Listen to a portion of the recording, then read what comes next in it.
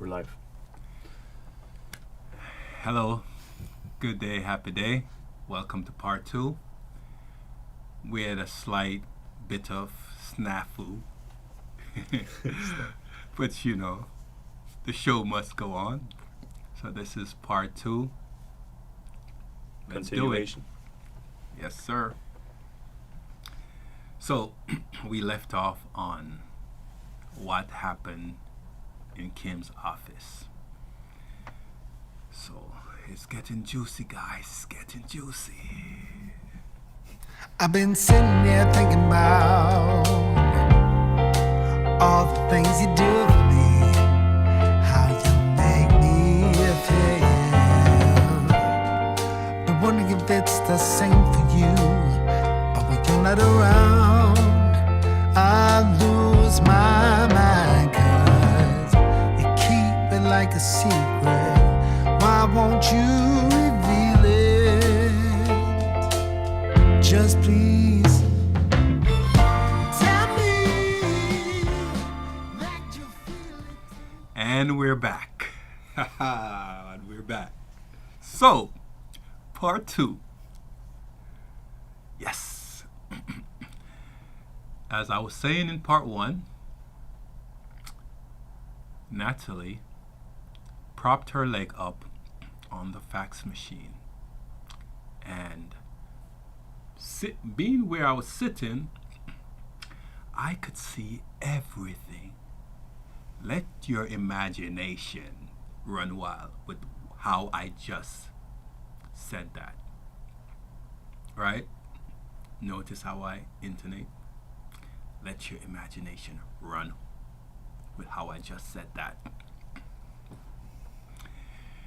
Kim looked at me with amazement, a bit disheveled, noticeably concerned, and looked at Natalie and said, "Hey, you know Soshahi's sitting right there." And her response was to Kim was, "Okay." And she just turned her head and just looked at me in a subtle, seductive way. I immediately, when at times she looked at me, because Kim and I, we were looking at each other, I was not trying to look. After seeing what I saw and realized, I was not trying to look I was not trying to look more. Hopefully I'm saying that right. Maybe you can understand what I'm saying. I was not trying to look further. I just looked at Kim. Kim looked at me. We were in both in amazement. And I turned myself and I pierced myself, my eyes, into the file I was working on. And then I started to get up. Natalie took her leg down, turned around and looked at me, and then walked out of the office. Then she came back in, and while she came back in, I was getting ready to walk out of the office. Okay.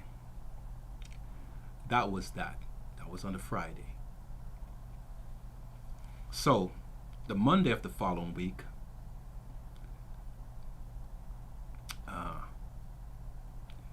I was in Kim's office again. And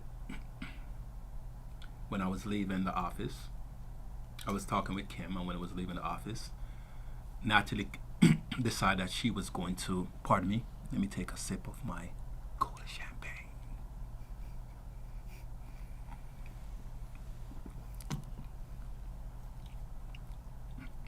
Natalie decides she's going to walk out after me.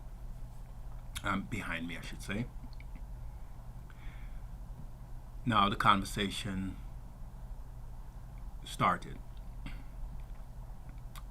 Soshahi, you're so tall and sexy. The way you walk, you remind me of my friend. I said, I do? How? Natalie, just the way you walk, kind of dragging. Only thing that with you and him is that he's gay. I said, wow, I have a gay walk? She said, no, you just walk alike. You are sexy with it. Maybe it's an island thing. Natalie,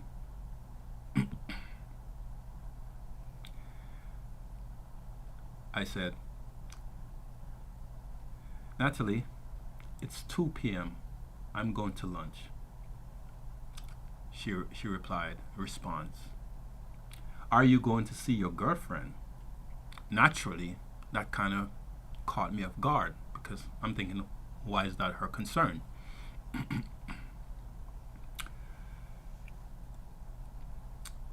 Soshahi, just going to, that's me, no, I'm saying, that's me responding to her. Just going to grab something to eat and come back. Natalie replied, oh, okay.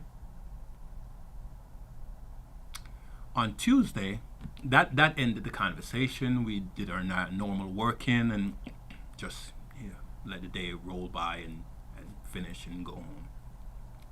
On Tuesday, the new regional VP, I believe he was the regional manager. He came to the property. His name is Jeffrey. He arrived on the property and went into Natalie's office, where he sat down and started working on his laptop.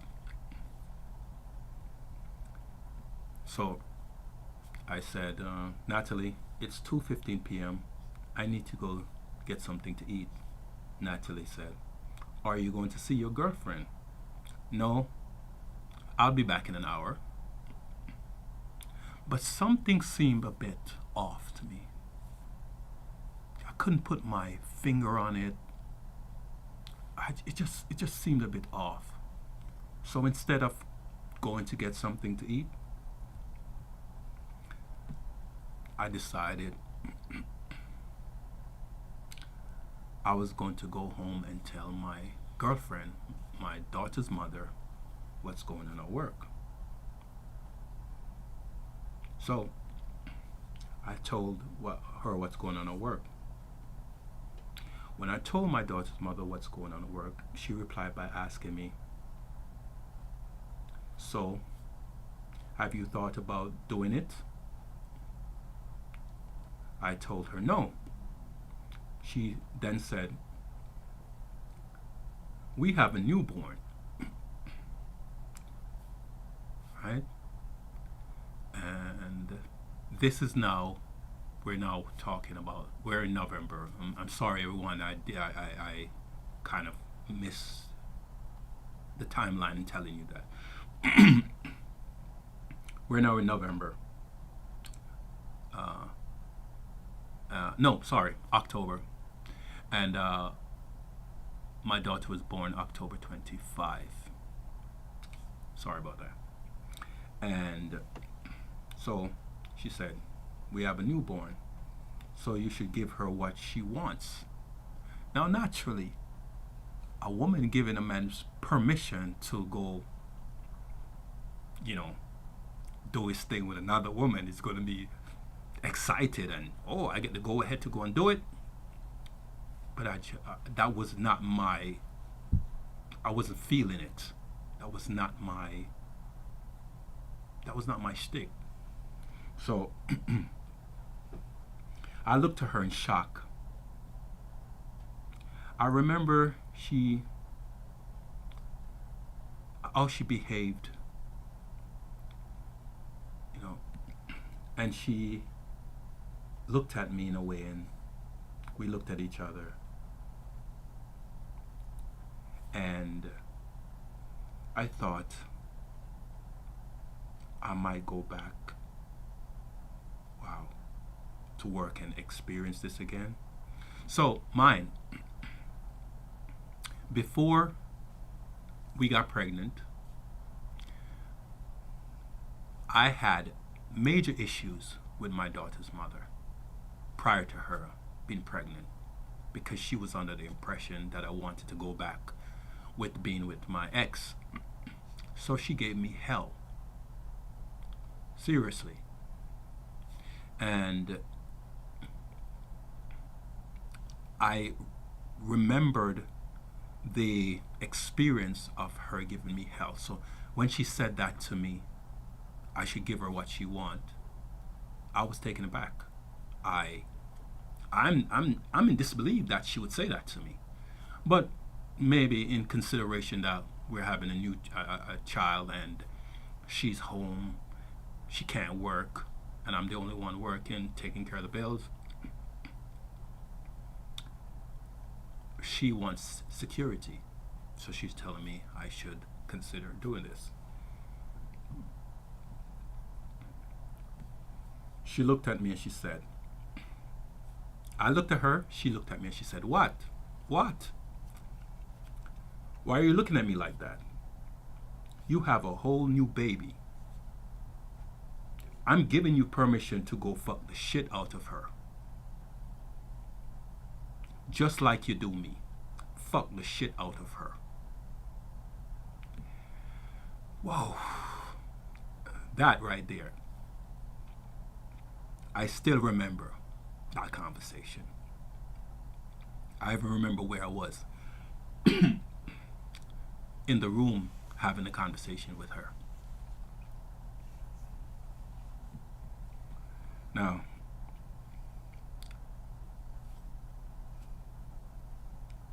obviously, I did not take her rejection because I already made it clear that I was not interested. And we know that not all, but most women cannot take rejection. Us as men, we go through rejection every day. We have to get our game up. We have to get our finances up. We have to be Superman, Spider-Man, all the superhero wrapped up in one, and still be emotionally available, sensitive. That's how we have to be as men. And when something happens, we have to take it on the chin. You know, right, Clyde? That's right. So, been through that many times myself, and all you get is like man up, soldier up, you know, like take it like a man. Yeah. So, because of the rejection, not only that she started in on me, Natalie started making religious epithets to me. You know, epithets like, well, I tell you why those epithets were being tossed at me. Because I spent some time prior to my 37th, 38th year, from the age of 30 to 33, and I reached 3 versions of the Bible. And it caused me to go through a shock of the contradiction I experienced. And I decided I was not going to be a part of religion anymore. Now, I've dated women that are Christians. You know, I digress. So let me get back to the story. With all due respect. So, we're at November 24th, 2008, 3:40 p.m. Natalie started monitoring my phone calls. So, never before, I've never had a manager that would pick up the phone and monitor my phone calls. Why was she monitoring my phone calls? Because she said to me, you can't take any more personal calls. You can't take any personal calls. And I'm like, you can't tell me I can't take any personal calls. I have a newborn. And if her mother calls, I need to answer the phone. Her response was to me, that's not my problem, is it? That's when I knew that my life at Cedar Grove was going to be a living hell. That was the day, the timeline that marked what started happening. So, mind you, I have my part of the work to do as a team member. I have to make sure that the files are done. I have to assist Kim. Kim has to assist me, and we both assist the manager. But the manager herself, Kim, Natalie, had her share of the work that she has to get done. She has to do reports, right? Now, remember earlier on, in the previous episode 1, part 1, I did mention that I had experience doing all of these reports that I had to do local and for state. Now, because she knew this, she decided that she is going to start piling on her work to me. But before that happened, once I realized that was getting ready to happen, I reached out to the corporate office and I asked Jeff and Tina, who is the regional vice president. In the previous episode, I mentioned that Jeff was the regional vice president. No, he was not the regional vice president. He was let me give me a second. I'll tell you his title.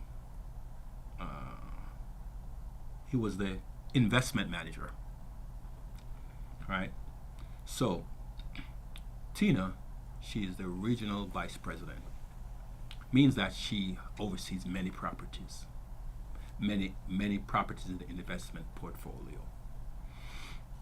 So I scheduled a meeting with her, Jeffrey, to come to the property and meet with myself and Natalie in an effort for her to see that I know what's going on. I realize what she's doing when she started piling on her work to me. And we had a meeting, and the meeting lasted for about an hour. And Tina told her, like, I expressed to Tina what's going on.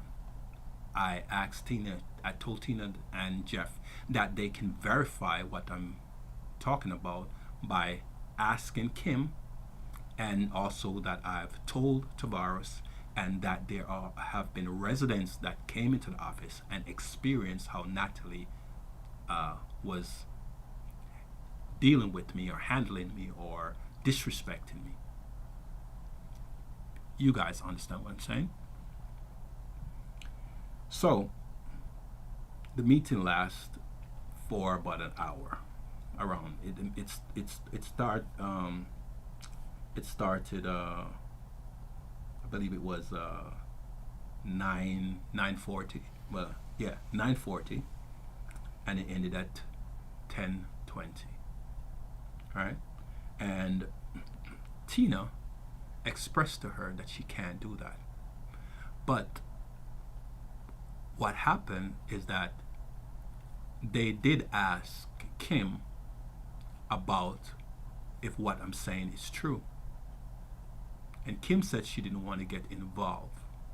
But if what I'm saying, whatever I'm saying, they should listen to what I'm saying.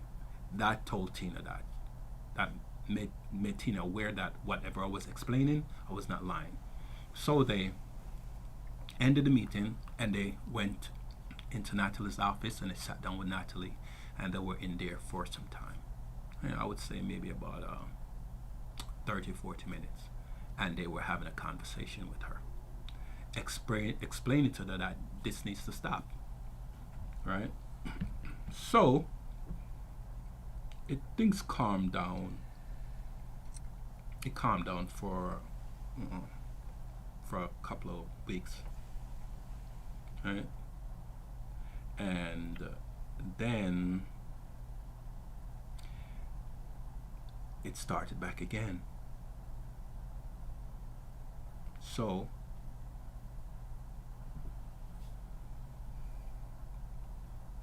right around the 12th, I believe it was the 12th. Let me verify my receipts here.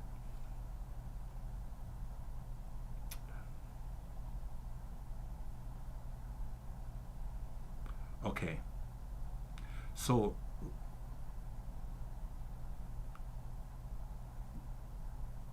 what happened was, after the meeting took place, things calmed down for a little. Then, around about maybe a week and a half, 2, she called me into her office. She started piling up her work on me, then expected me to do her work and my work. Now I'm a leasing agent, and if anyone out there knows what it is to do files, and anyone out there that's rented before, you know it's a lot of paperwork that you have to fill out, right, Clyde? That's right. And I've lived in an apartment before.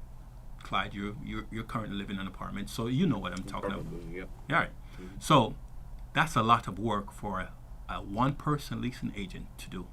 Now, my experience as a person that can do reports, she now piled her work on me. She started coming in at, rather than being at the office at the time of 9 o'clock, she started coming at 10, 10:30, 11, 12 o'clock. So she called me into her office, and what took place was the first write-up.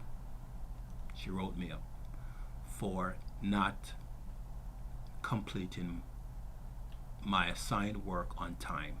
Now, the assigned work that she's talking about is her work, because she needed to have the report done and turned in Monday morning.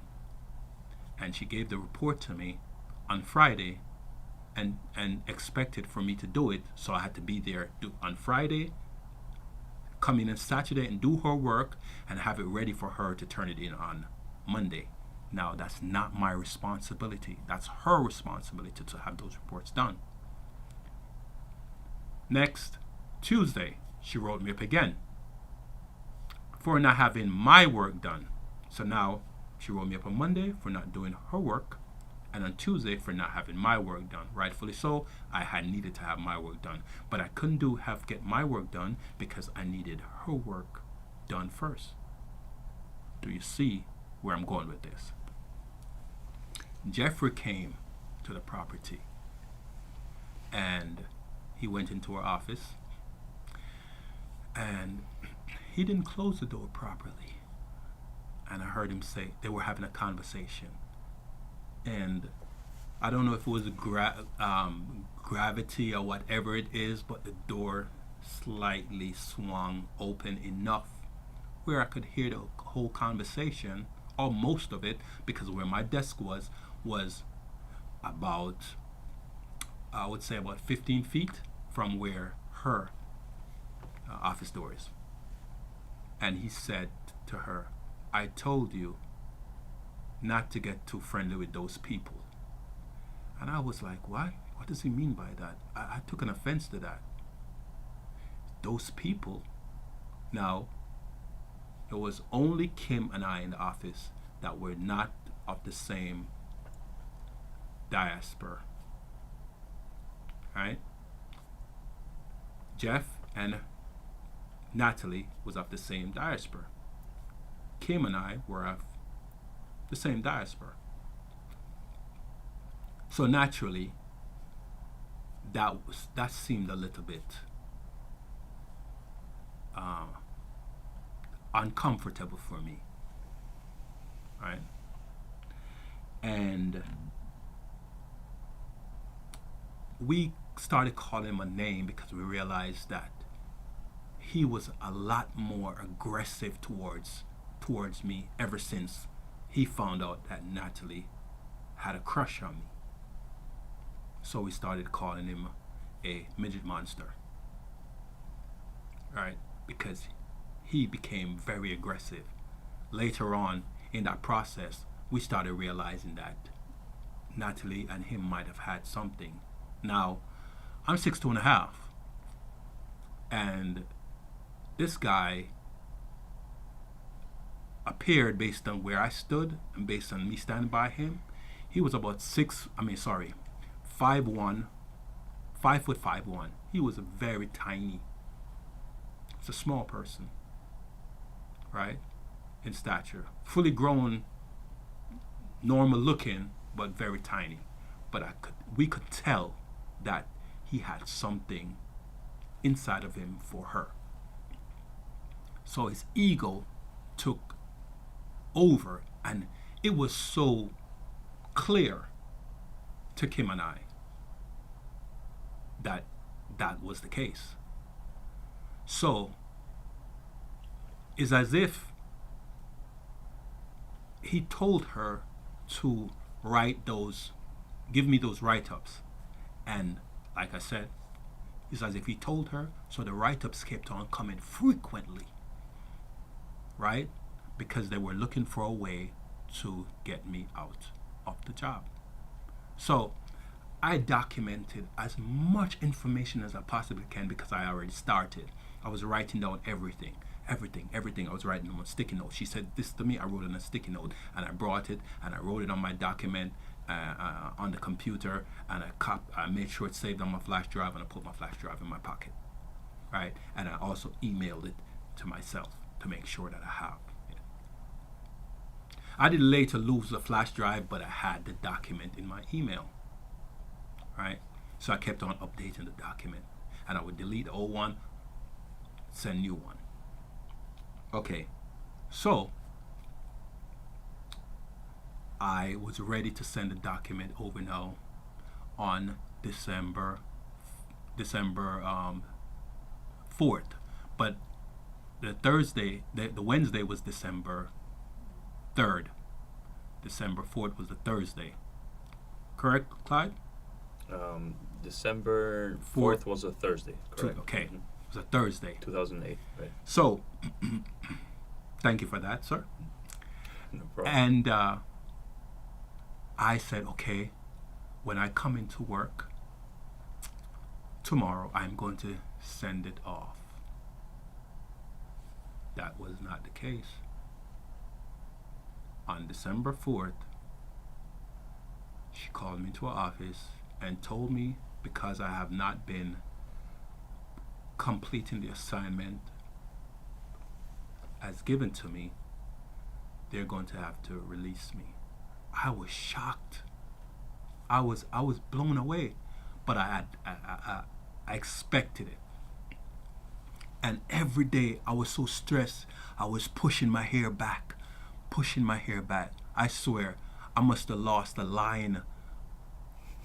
My fade must have went back because I was so incredibly stressed, right? And when I went home and I told my girlfriend that I got terminated, she said, I told you you should have fucked the shit out of her, give her what she wants so you could have kept your job. And I'm like, I can't believe you're telling me this right now. She said, we have a whole new baby, and all she wanted was for you to fuck her, and you didn't fuck her. You should have just give her what she want, and you'd have had your job. And also, when they offered you the management position, you turned it down and give it to Tavares, and then you turn around and you help Tavares so Tavares could be better at his work, and then Tavares turn around and betray you, right? So now you have Tavares who betrayed you, right, by start talking negative things to you, about you, to the resident, and now you have the manager that wanted you, and all you had to do was just fuck her, and you didn't. So I was catching hell at work, and I was catching hell at home. But the final hell that I was catching at home was when she lashed out at me for not sleeping with my boss. Well, technically it's not sleeping with a boss, but sleeping with a person, but you know what I mean. That's the normal expression for having intercourse with someone. So I was stressed. I was really, really, really stressed.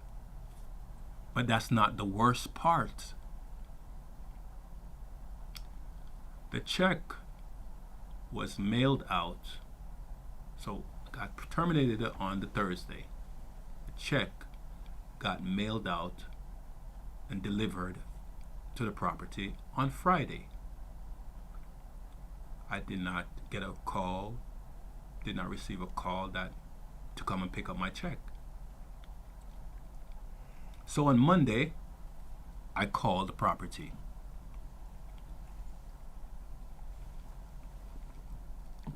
And I asked,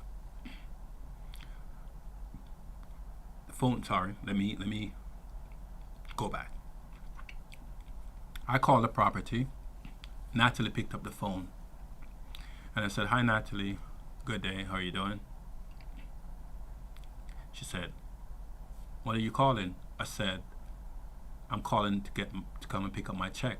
She said, "What check?" "The check was mailed to you." I said, "Okay, I'll wait for it." Monday comes, no check. Tuesday comes, no check. Right? Said, okay. So we delivered on Friday. I don't live too far from the property. Right? So Tuesday, the check should be delivered. No check at the end of the day. So Wednesday morning, I called the corporate office. And I said, "Excuse me, hi, this is Garth. I'm calling about my check because I have not received my pay yet. And I have a newborn. I have to take care of some bills." The person I was speaking to on the phone, we chuckled, we laughed because, very familiar with me. We've spoken before many times over the last 2 years. And she told me that, hey, the check was mailed, but hold on, I'm gonna go to speak to accounting and make sure that the check was actually sent out. So, accountant came back and says, accounting said that the check was delivered on Friday at 12 noon to the office, to Cedar Grove. So I said, well, I called the office and Natalie told me that the check did not arrive. Okay. She said, well, maybe it's running late. Give it at the end of the day and you can call back tomorrow. Okay, cool. So I hang up the phone. Tomorrow comes, end of the day, no check. So I called the property. Natalie picked up the phone and said, why are you calling? I said, I'm calling about my check. She hung up the phone. I called back. She picked up the phone, hung up the phone. I'm like, I hope Kim pick up the phone. So I called a third time. The phone did not pick up. No one picked up the phone. I said, okay. So now a whole week went off. It's now Friday. A whole week went off. Friday before the check was delivered, we're in Friday of the following week. So I said, okay, I'm going to call the corporate office and find out. Monday morning, I called the corporate office and I explained that, hey, I still don't have my check. She said, I don't understand why.